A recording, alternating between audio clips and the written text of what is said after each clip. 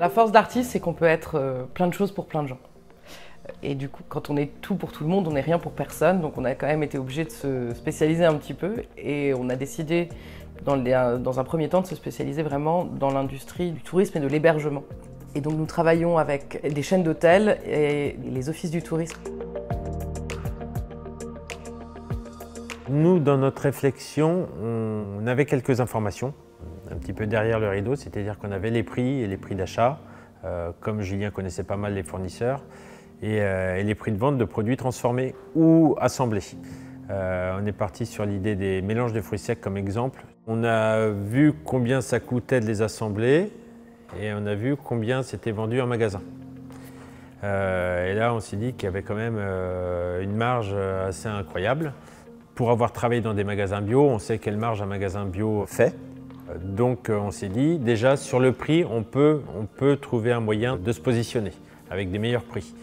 Et ensuite, on a poussé un petit peu le vis en faisant des produits spécifiques qui nous ressemblent et qui ne sont pas forcément sur le marché du bio.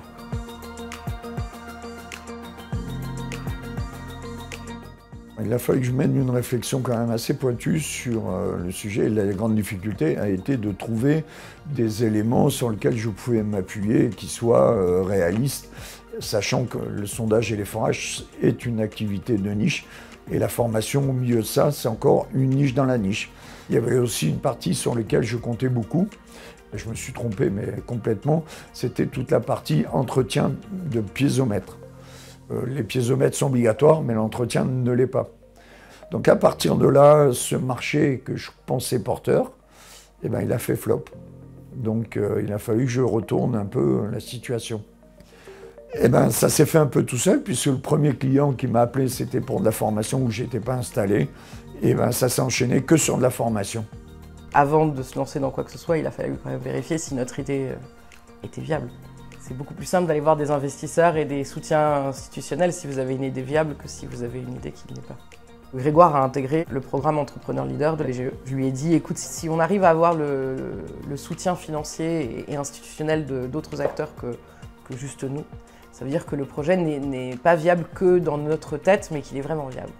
Et on est allé frapper à la porte de la BPI qui nous a ouvert les portes à bras ouverts. On est allé frapper à la porte de l'incubateur C19 où nous sommes maintenant aujourd'hui. La région Île-de-France nous a beaucoup soutenus. Et du coup, on s'est retrouvés au pied du mur et le 21 octobre 2022, on a déposé les statuts d'Artis à Évry pour pouvoir embaucher notre premier développeur qui est venu nous soutenir dans cet élan.